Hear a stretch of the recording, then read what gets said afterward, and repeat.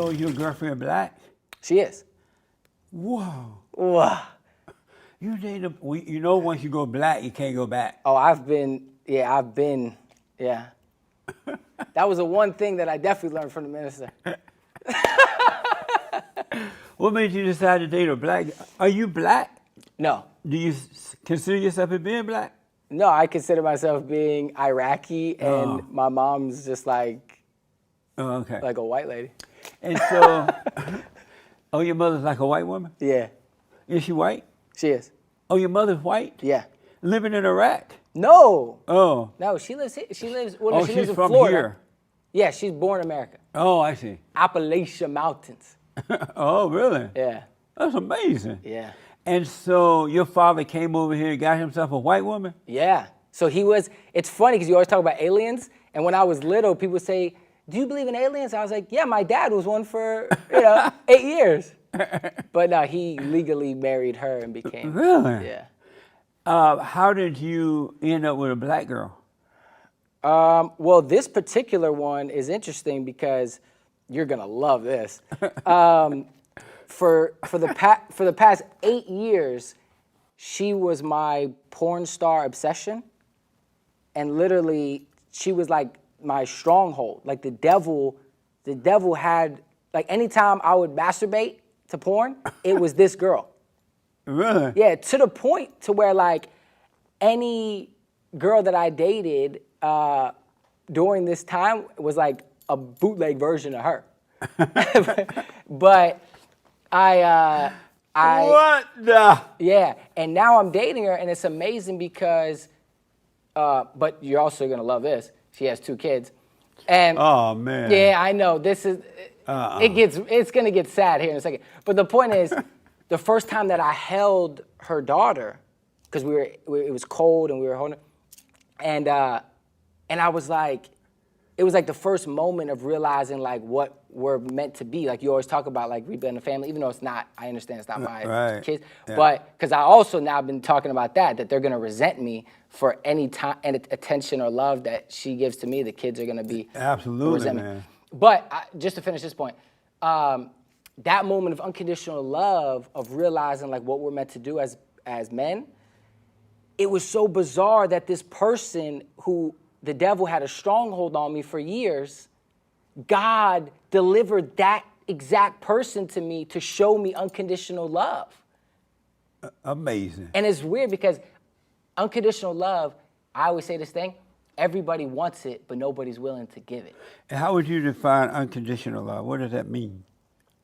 Like, you always say, like, what is it to be a man? Yeah. Protect and provide. Yeah.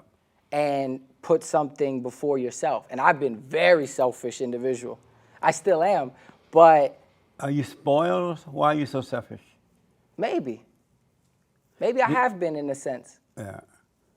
Did your parents spoil you in any way? Maybe they have, but I also think that, like, God spoiled me in a way. Oh, I see. Like being here right now, like, these are dreams of mine. So, like... Amazing. Yeah. So I think, I'm definitely, I feel blessed and highly favored. Right on. Yeah. And so this woman you're with, is she older than you? No, younger. She been married before? Yeah. Have you been married before? No. Any children? No. So why would you do a fresh start rather than get involved with an old car? Because of that, this was like another, like I said, this interview's a dream. She was a dream. Oh, I see. For years. Like. You live with her? No. And so does she control you? No. She actually believes in the order. We talk about everything that you talk about every day. And it's funny because she jokes, she's like, ever since you joined this women bashing cult, things been different. And I was like, she's joking though, she's a comedian kind of. But no, but she believes in the order. She understands like, yeah, so. So are you going to stay with her now that you know the right way? I'm learning to apply what you're saying to the situation. Right. Meaning what? Meaning,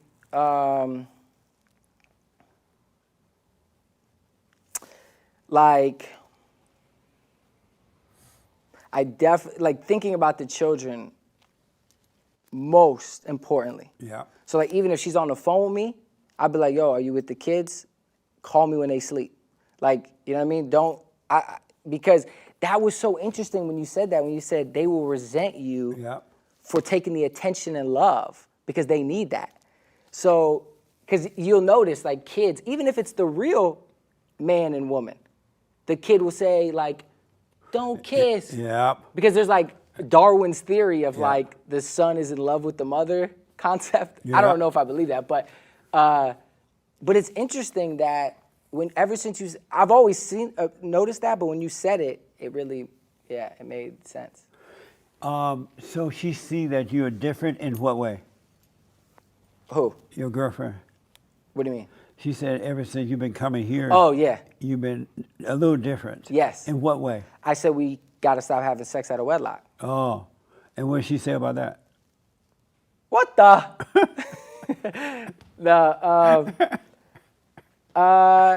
Yeah, she was like, okay, like, why, and this and that. And I said, well, look, it's not even so much about, and this is me trying to make it easy on her and myself, so I'll preface it with that. But I said, it's not so much about the act of the sex. It's about the act of the sex if we're not conscious about it. And not married. And not married. But when you said that, it's so important because people do have sex just like a drug to get away or to be unconscious. But so just trying to be more present in the moment and understanding, and it actually makes you not want to revert to it as much. Absolutely. And it's amazing. It's the awareness of it. The one thing I realized about sex before marriage that I didn't know before, human beings don't understand the wickedness of having sex before marriage. Men don't understand the wicked power that women have over them with sex. It is evil. Sex dealers. And you're not going to recognize it until you really come out of it and you start observing. You'll see that you really bring hell and damnation on yourself when you have sex before marriage, especially men. And that's why it's best to do it right, be right, and do it right. And that way you would never, the woman can never control you with that. Because a lot of times when men wake up now and they decide, you know what, I got to stop, I'm not going to do this, because they see not to do it, the women go nuts. And they're like, you don't love me. You don't pay attention to me. You don't treat me the way you used to. You never say you love me, right? And what they're saying is, I'm losing control over you. I can't handle that. Yep. I'm going nuts because I don't have the control over you. They say one thing, but they mean another about it. Yep, absolutely. I noticed that this is just my observation, but in Kanye and Kim's situation, when he made her his God, he went through so much trials and tribulations of anger and sadness and depression and mental hospital, and that was his God. And then the minute he did find God again, 2 years ago when he was born again, now he's not seeking love from the woman, and he's got the love from the source. And now, like you said, mama don't like that. Not at all. And will do anything to destroy the family.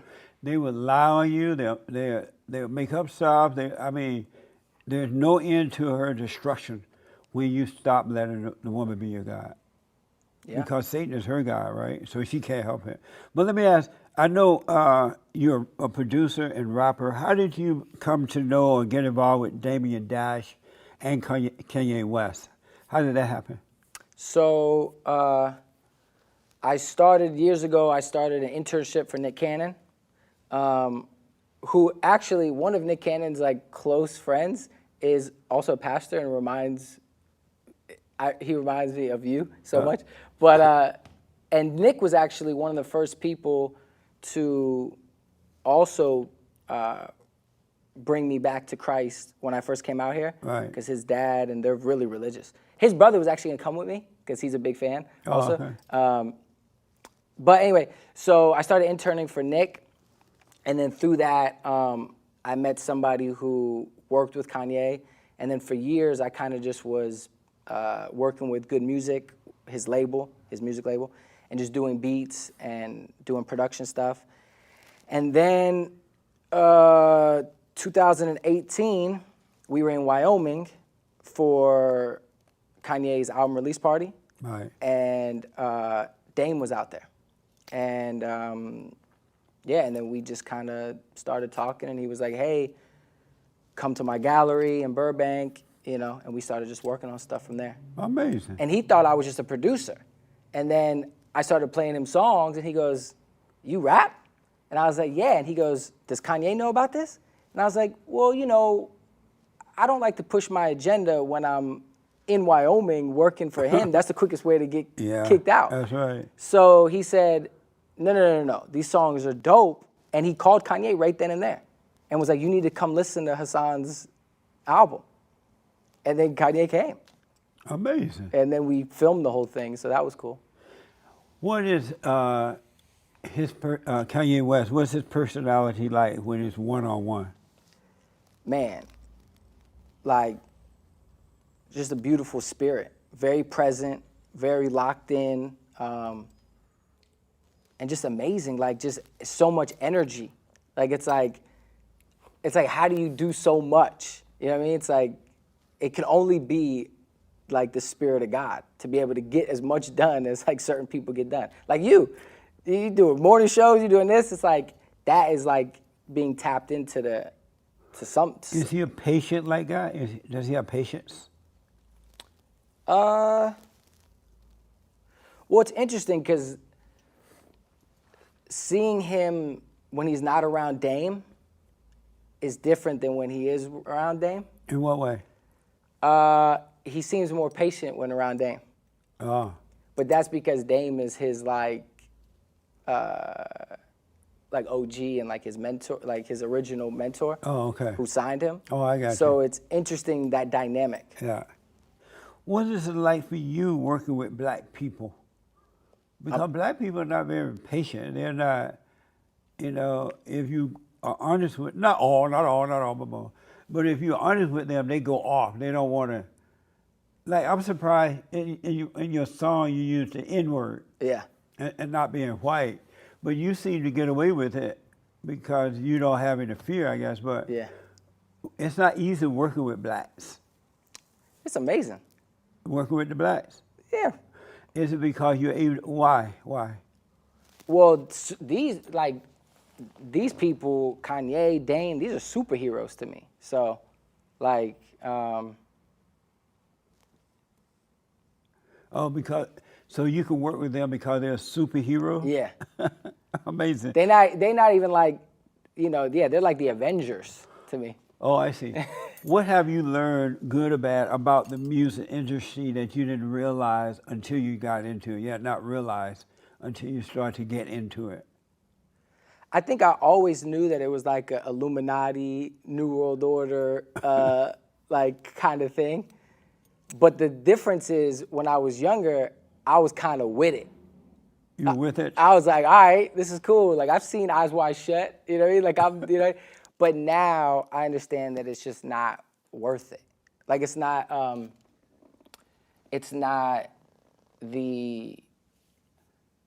perfect peace, like you talk about, you know? It's like it never ends. It's like the isms. Yeah. It's just the rainbow, like the hamster in the wheel. And so you are being careful not to get caught up with all that? Yeah, I'm careful of that, and now and I always did it unconsciously because God, I think, always knew my heart, but now I'm really doubling down on just doing absolutely what I know is the right thing. Right on, man. Even if people are like, don't do that. That's going to get you, like, canceled. Right. And that's going to get you this. It's all fear tactics so that you don't walk in the light. Yep, 100%. So are you a slut maker? Man, I'm glad you asked. Absolutely was, for sure. But no longer? No longer. A slut maker? No longer. No longer. What is it like not being a slut maker anymore? Amazing. Yeah, absolutely. Very difficult, though. In what way? Just, you know how you say do the silent prayer twice a day? I'm doing it like 7, 8 times a day. I bet. Especially with your line of work. Oh yeah, a lot of slots.